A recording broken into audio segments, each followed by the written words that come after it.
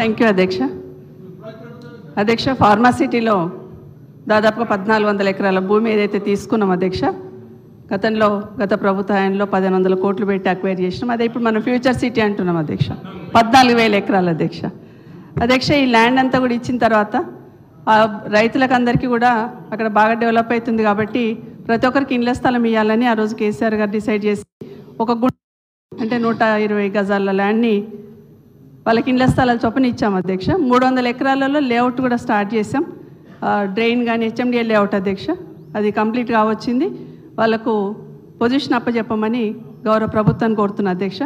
అదే కాకుండా చేవెళ్ళలో షాబాద్లు అధ్యక్ష, ఇది సేమ్ డిపార్ట్మెంట్ అధ్యక్ష, టీఎస్ఐసి వాళ్ళు చేస్తున్నారు అధ్యక్ష.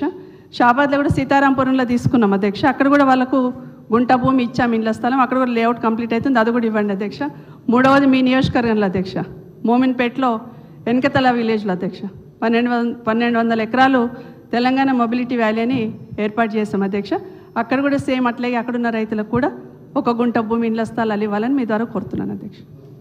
గౌరవ సభ్యులు చెప్పిన విషయాన్ని నోట్ చేసుకోవడం జరిగింది. డాక్టర్ పాల్వాయి హరీష్ బాబు గారు.